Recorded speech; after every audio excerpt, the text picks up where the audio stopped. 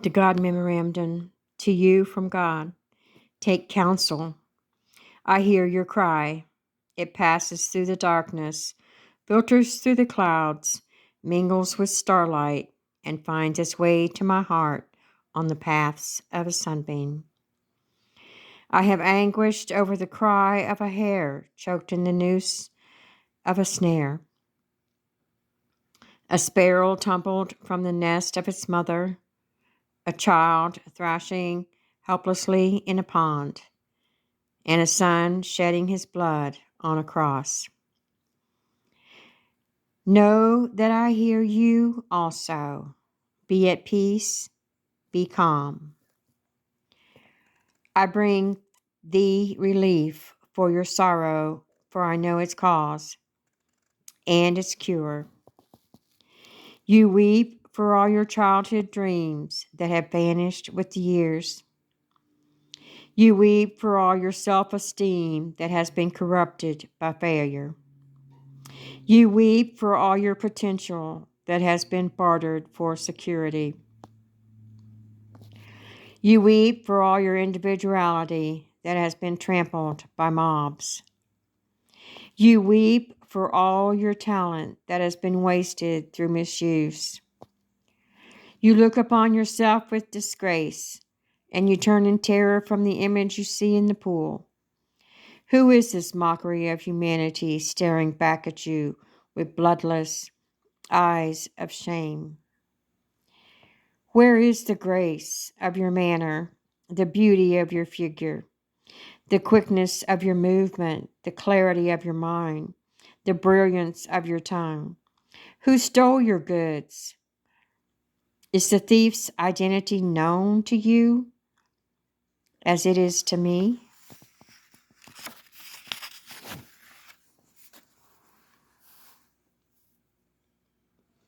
Once you placed your head in a pillow of grass in your father's field and looked up at a cathedral of clouds and knew that all the gold of Babylon would be yours in time.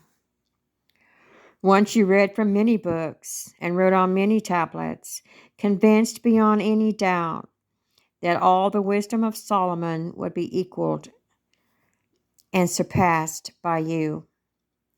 And the seasons would flow into years until, lo, you would reign supreme in your own Garden of Eden. Doth thou remember who implanted those plans and dreams and seeds of hope within you? You cannot. You have no memory of that moment when first you emerged from your mother's womb, and I placed my hand on your soft brow, and the secret I whispered in your small ear when I bestowed my blessings upon you. Remember our secret? You cannot.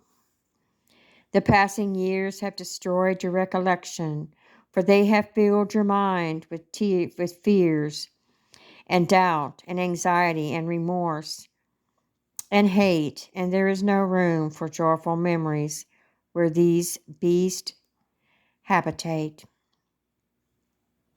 Weep no more. I am with you, and this moment is the dividing line of your life. All that has gone before is like unto no more than that time you slept within your mother's womb. What is past is dead. Let the dead bury the dead. The day you return from the living dead, this day you return from the living dead. This day, like unto Elijah with the widow's son, I stretch myself upon thee 3 times, and you live again. This day, like unto Elijah with the Shunammite's son, I put my mouth upon your mouth, and my eyes upon your eyes, and my hands upon your hands, and your flesh is warm again. This day, like Jesus at the tomb of Lazarus, I command you to come forth, and you will walk from your cave of doom to begin a new life. This is your birthday. This is your new date of birth, your first life. Like unto a play of the theater was only a rehearsal. This time the curtain is up. This time the world watches and waits to applaud. This time you will not fail. Light your candles, share your cake, pour the wine. You have been reborn. Like a butterfly from its chrysalis, you will fly. Fly as high as you wish. And neither the wasps, nor dragonflies, nor mantids of mankind shall obstruct your mission or your search for the true riches of life. Feel my hand upon thy head. Attend to my wisdom. Let me share with you again the secrets you heard at your birth and forgot. You are my greatest miracle. You are the greatest miracle in the world. Those were the first words you ever heard. Then you cried. They all cry. You did not believe me then, and nothing has happened in the intervening years to correct your disbelief. For how could you be a miracle when you consider yourself a failure at the most menial of tasks? How can you be a miracle when you have little confidence in dealing with the most trivial of responsibilities? How can you be a miracle when you are shackled by doubt and lie awake in torment over whence will come tomorrow's bread? Enough. The milk that is spilled is sour. Yet how many prophets, how many wise men, how many prophets, how many artists, how many composers, how many scientists, how many philosophers and messengers have I sent with word of your divinity, your potential for godliness, and the secrets of achievement? And how did you treat them? Still, I love you and I am with you now. Through these words to fulfill the prophet who announced that the Lord shall set his hand again the second time to recover the remnant of his people. I have set my hand again. This is the second time. You are my remnant. It is of no avail to ask. Haven't you known? Haven't you heard? Hasn't it been told to you from the beginning? Haven't you understood from the foundations of the earth? You have not known. You have not heard. You have not understood. You have been told that you are a divinity in disguise, a god playing a fool. You have been told that you are a special piece of work, noble in reason, infinite in faculties, express and admirable in form and moving, like an angel in action, like a god in apprehension. You have been told that you are the salt of the earth. You were given the secret even of moving mountains, of performing the impossible. You believed no one. You burned your map of happiness. You abandoned your claim to peace of mind. You snuffed out the candles that had been placed along your destined path of glory, and then you stumbled, lost and frightened, in the darkness of futility and self-pity until you fell into a hell of your own creation. Then you cried and beat your breast and cursed the luck that had befallen you. You refused to accept the consequences of your own petty thoughts and lazy deeds, and you researched for a scapegoat on which to blame your failure.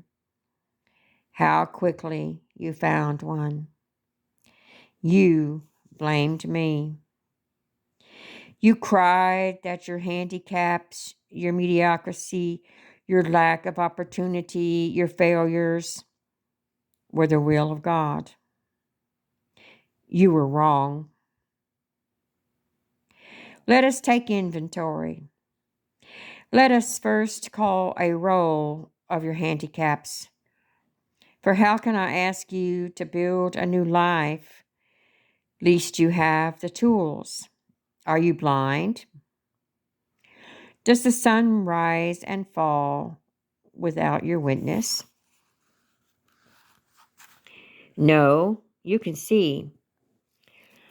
And the 100 million receptors I have placed in your eyes enable you to enjoy the magic of a leaf, a snowflake, a pond, an eagle, a child, a cloud, a star, a rose, a rainbow,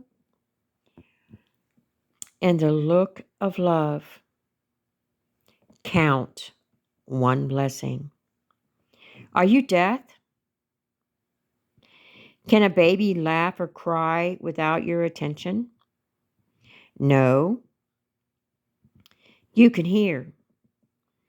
And the 24,000 fibers I have built in each of your ears vibrate to the wind in the trees, the tides on the rocks, the majesty of an opera, a robin's plea, children at play, and the words, I love you. Count another blessing. Are you mute? Do your lips move and bring forth only spittle? No, you can speak, as can no other of my creatures. And your words can calm the angry, uplift the despondent, goad the quitter, cheer the unhappy, warm the lonely, praise the worthy, encourage the defeated, teach the ignorant, and say, I love you. Count another blessing. Are you paralyzed? Does your helpless form despoil the land? No, you can move. You are not a tree condemned to a small plot while the wind and world abuses you. You can stretch and run and dance and work. For within you I have designed 500 muscles, 200 bones, and 7 miles of fiber, all synchronized by me to do your bidding. Count another blessing. Are you unloved and unloving? Does loneliness engulf you night and day? No, no more. For now you know love's secret, that to receive love it must be given with no thought of its return. To love for fulfillment, satisfaction, or pride is no love. Love is a gift on which no return is demanded. Now you know that to love unselfishly is its own reward. And even should love not be returned, it is not lost. For love not reciprocated will flow back to you and soften and purify your heart. Count another blessing. Count twice. Is your heart stricken? Does it leak and strain to maintain your life? No, your heart is strong. Touch your chest and feel its rhythm, pulsating hour after hour, day and night.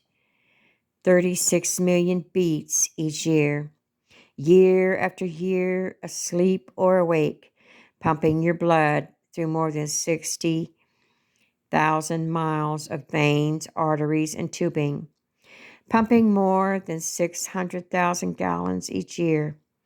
Man has never created such a machine. Count another blessing. Are you diseased of skin? Do people turn in horror when you approach? No, your skin is clear. and a marvel of creation, needing only that you tend it with soap and oil and brush and care. In time, all steels will tarnish and rust, but not your skin. Eventually, the strongest of metals will wear with use, but not that layer that I have constructed around you. Constantly, it renews itself, old cells replaced by new, just as the old you is now replaced by the new. Count another blessing. Are your lungs befouled? Does the breath of life struggle to enter your body? No. Your portals of life support you even in the vilest of environments of your own making. And they labor always to filter life-giving oxygen through 600 million pockets of folded flesh while they rid your body of gaseous waste. Count another blessing. Is your blood poisoned? Is it diluted with water and pus? No. Within your 5 quarts of blood are 22 trillion blood cells, and within each cell are millions of molecules, and within each molecule is an atom, oscillating at more than 10 million times each second.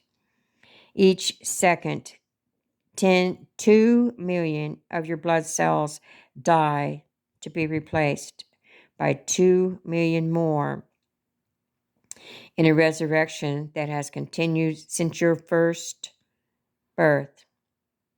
As it has always been inside, so now it is on your outside. Count another blessing. Are you feeble of mind? Can you no longer think for yourself?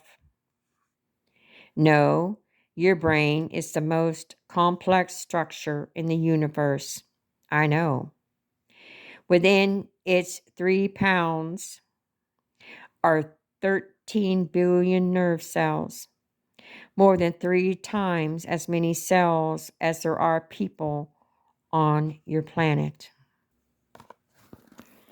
To help you file away every perception, every sound, every taste, every smell, every action you have experienced since the day of your birth. I have implanted within your cells more than 1,000 billion protein molecules. Every incident in your life is there waiting only for your recall. And to assist your brain in the control of your body, I have dispersed throughout your form 4 million pain-sensitive structures, 500,000 touch detectors, and more than 200,000 temperature detectors. No nation's gold is better protected than you.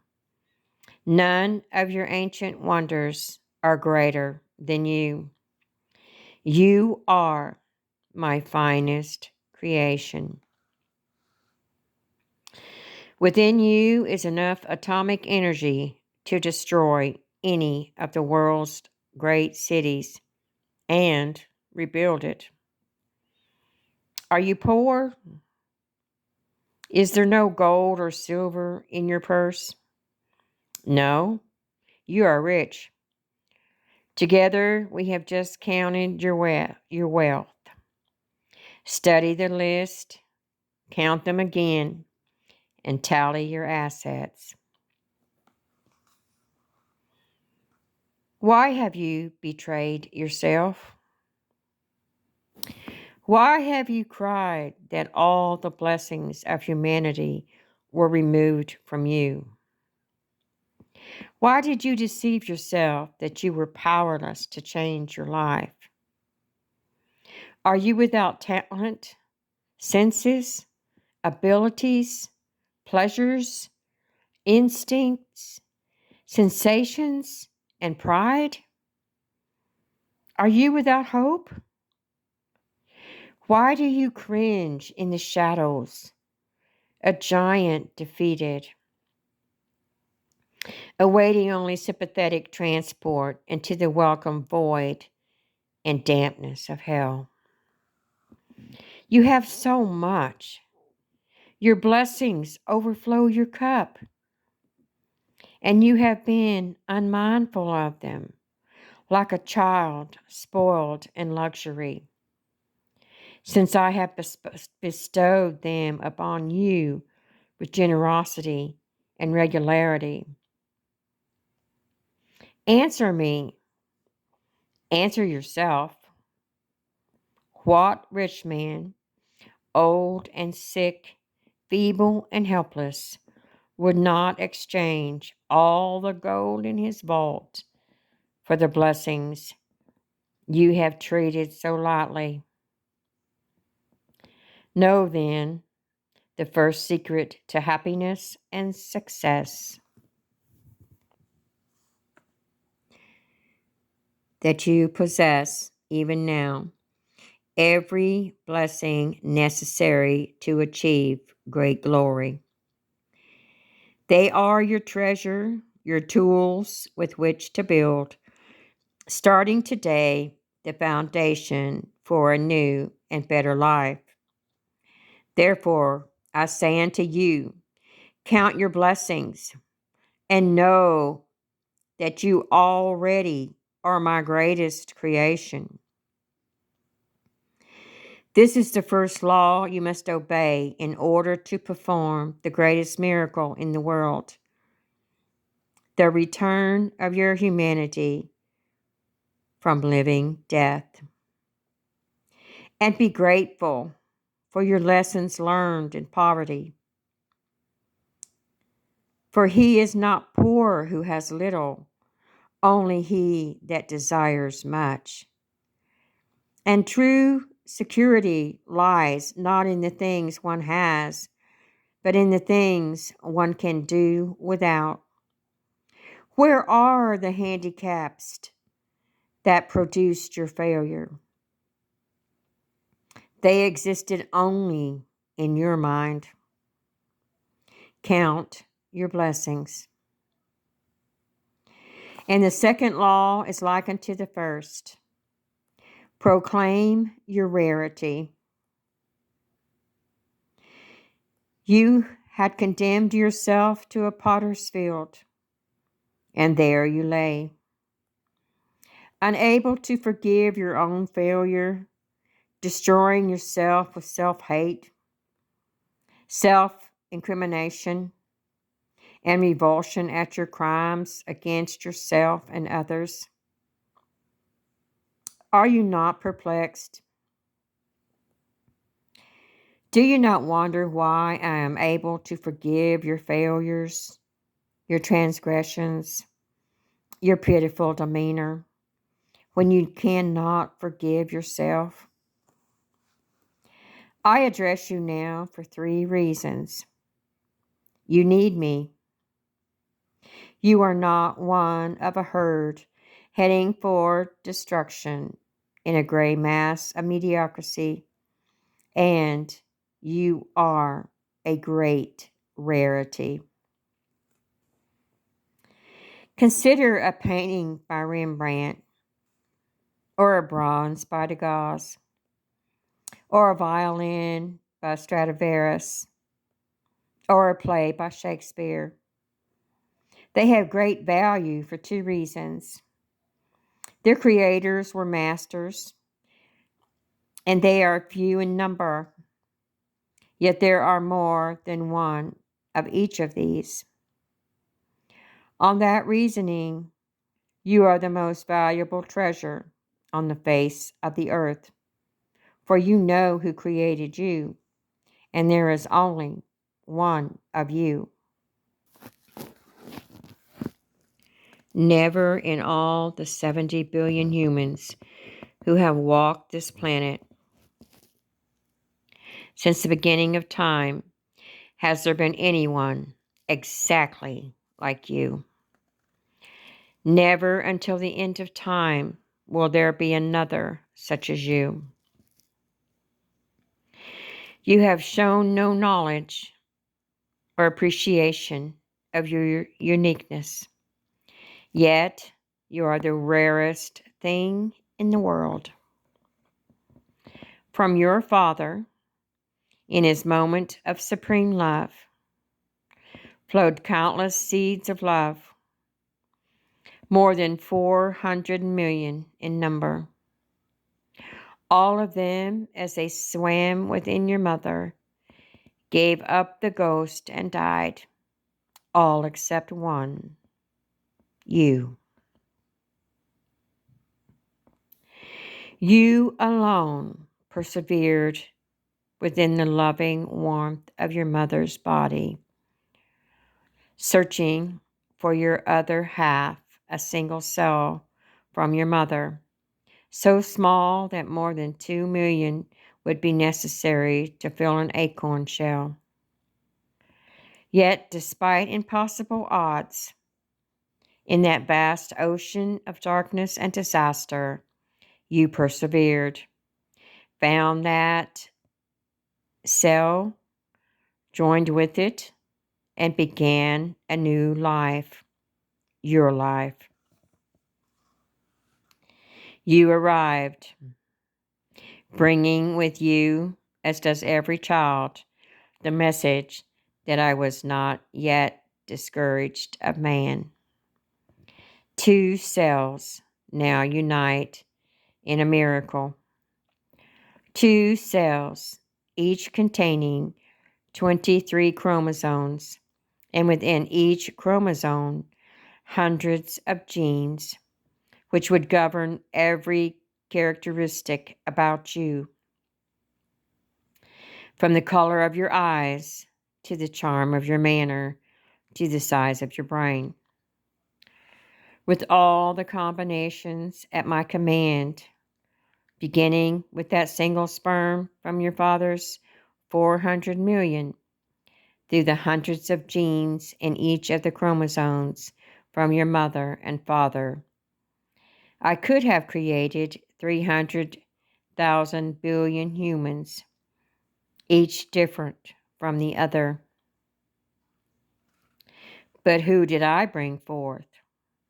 You, one of a kind, rarest of rare, a priceless treasure, possessed of qualities in mind and speech and movement and appearance and actions as no other has ever lived, lives, or shall live. Why have you valued yourself in pennies when you are worth a king's ransom? Why did you listen to those who demeaned you? And far worse, why did you believe them? Take counsel. No longer hide your rarity in the dark. Bring it forth. Show the world. Strive not to walk as your brother walks, or talk as your leader talks, nor labor as do the mediocre. Never do as another. Never imitate. For how do you know that you may not imitate evil? And he who imitates evil always goes beyond the example set, while he who imitates what is good always falls short. Imitate no one. Be yourself. Show your rarity to the world, and they will shower you with gold. This, then, is the second law. Proclaim your rarity.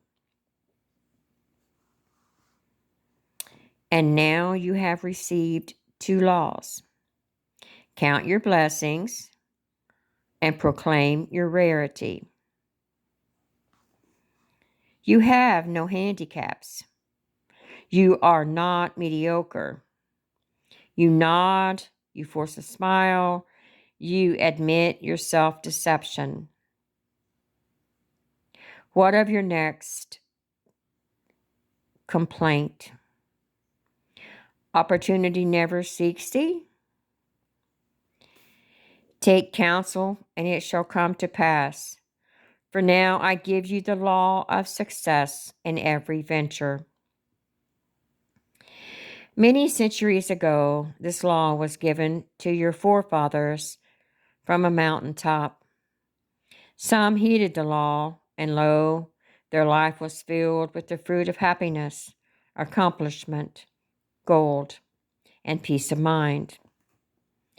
Most listened not, for they sought magic means, devious routes, or waited for the devil, called luck, to deliver to them the riches of life. They waited in vain, just as you waited, and then they wept, as you wept, blaming their lack of fortune on my will. The law is simple, young or old, pauper or king, white or black, male or female. All can use the secret to their advantage. For of all the rules and speeches and scriptures of success and how to attain it, only one method has never failed.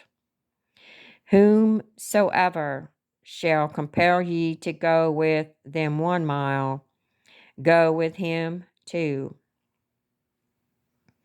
This then is the third law, the secret that will produce riches and acclaim beyond your dreams.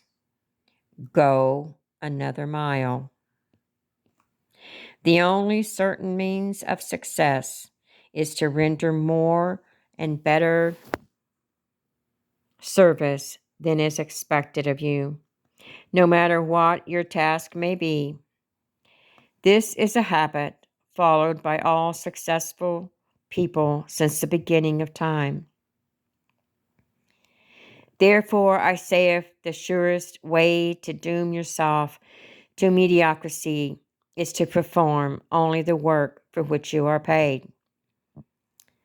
Think not you are being cheated if you deliver more than the silver you receive. For there is a pendulum to all life, and the sweat you deliver, if not rewarded today, will swing back tomorrow tenfold. The mediocre never goes another mile, for why should he cheat himself, he thinks. But you are not mediocre. To go another mile is a privilege you must appreciate by your own initiative. You must not avoid it. Neglect it. Do only as little as the others, and the responsibility for your failure is yours alone. You can no more render service without receiving just compensation than you can withhold the rendering of it without suffering the loss of reward. Cause and effect, means and ends, seed and fruit, these cannot be separated. The effect already blooms in the cause. The end pre-exempts in the means, and the fruit is always in the seed. Go another mile. Concern yourself not. Should you serve an ungrateful master, serve him more. And instead of him, let it be me who is in your debt. For then you will know that every minute, every stroke of extra service will be repaid.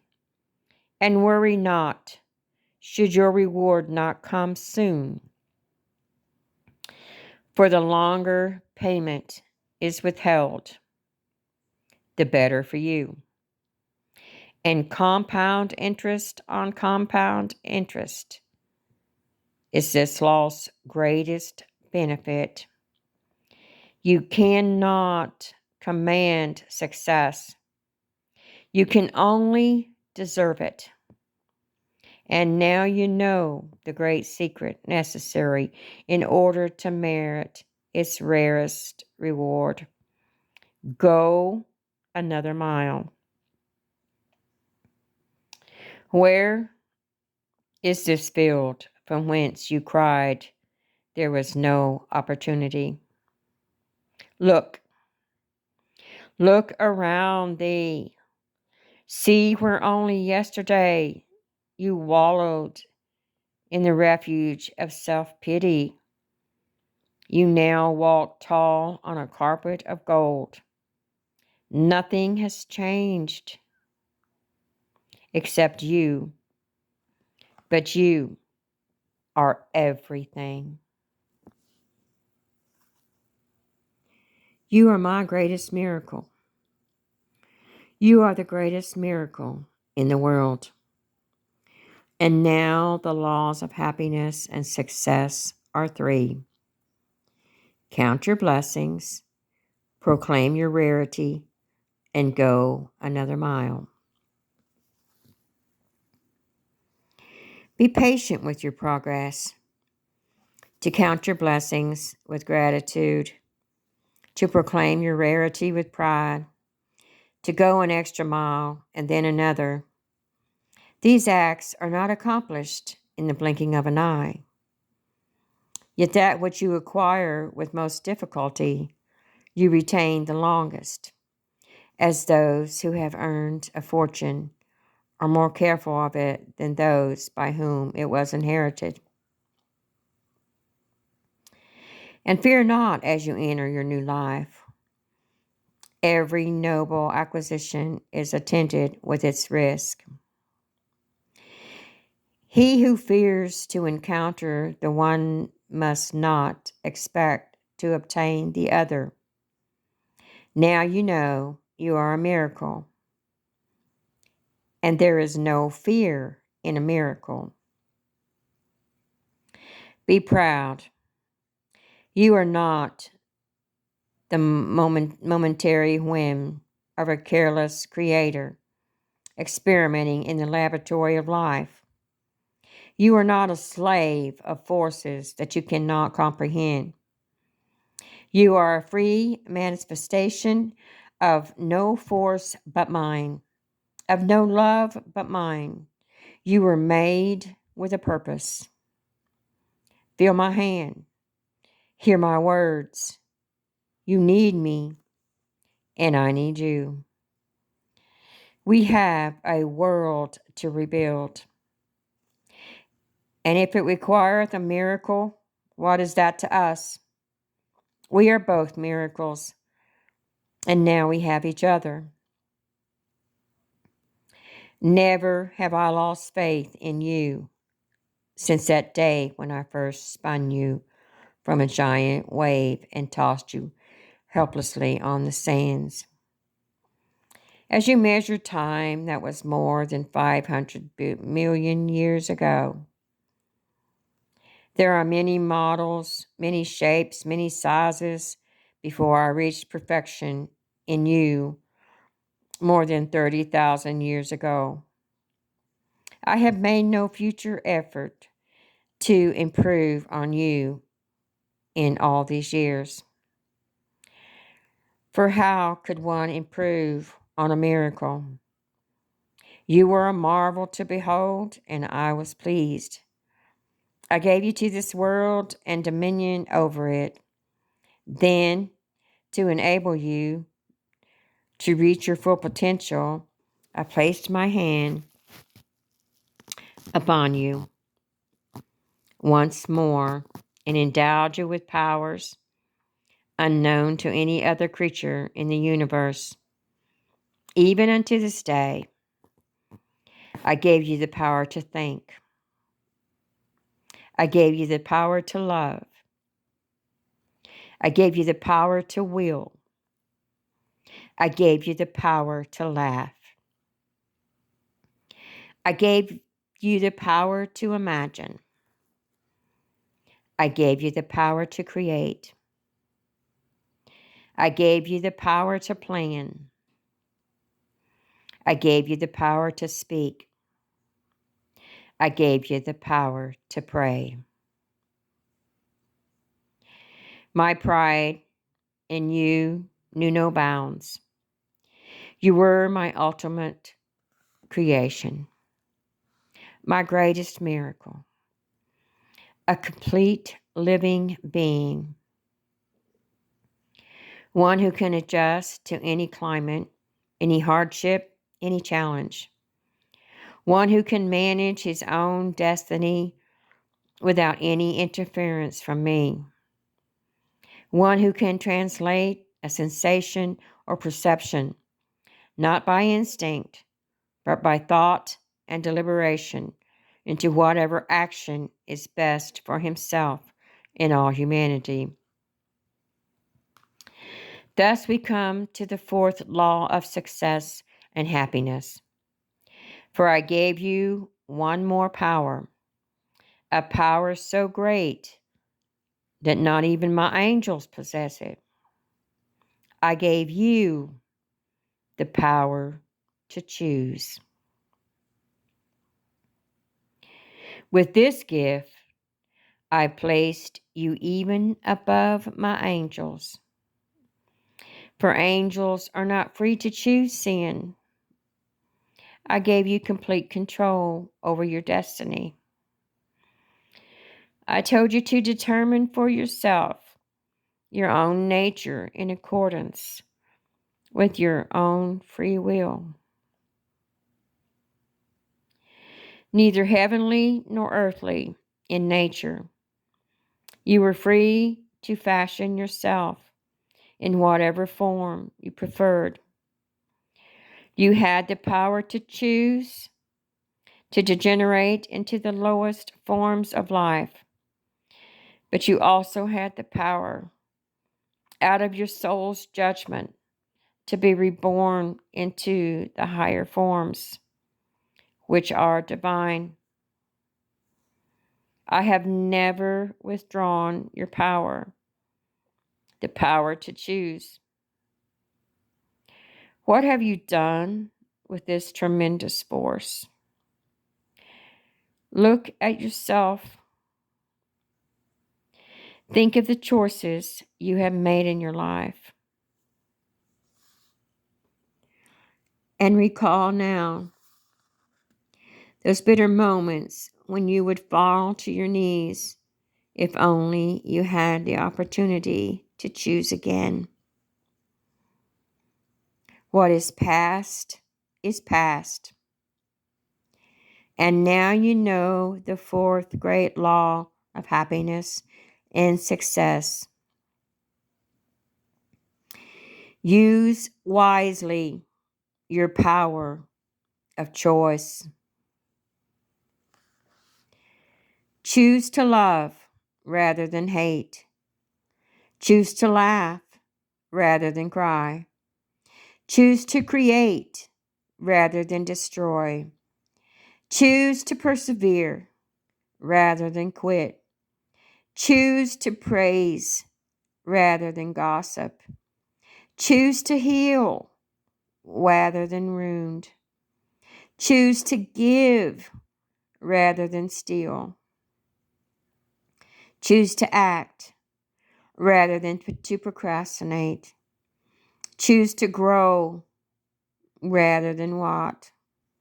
Choose to pray rather than curse. Choose to live rather than die. Now you know that your misfortunes were not my will, for all power was vested in you. And the accumulation of deeds and thoughts which placed you on the refuge of humanity were your doing, not mine. My gifts of power were too large for your small nature. Now you have grown tall and wise, and the fruits of the land will be yours. You are more than a human being. You are a human becoming.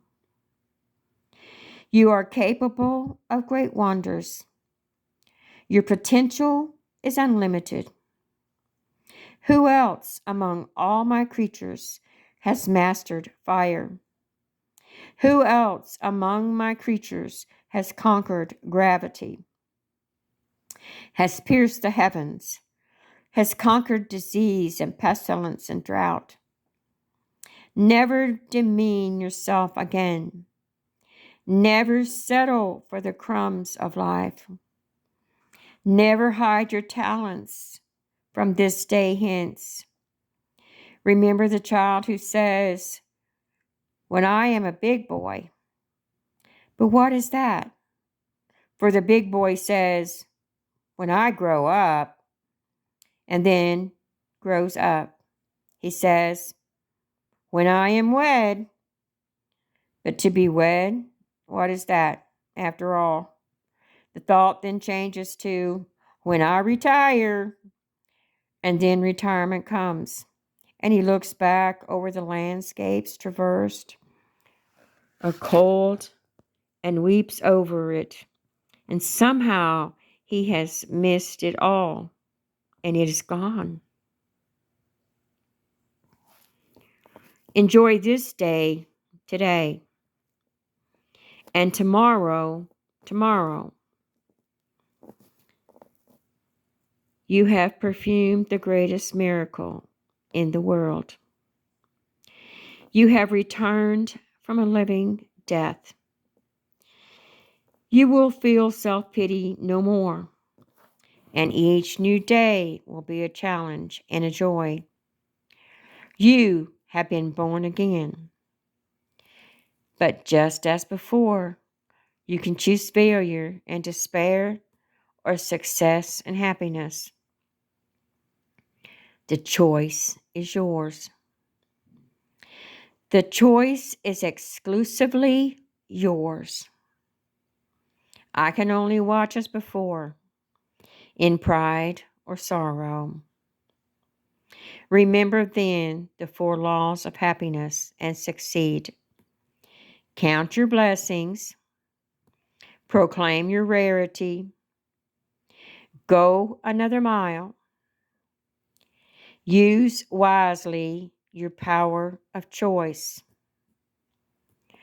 And one more to fulfill the other 4. Do all things with love. Love for yourself, love for all others, and love for me. Wipe away your tears.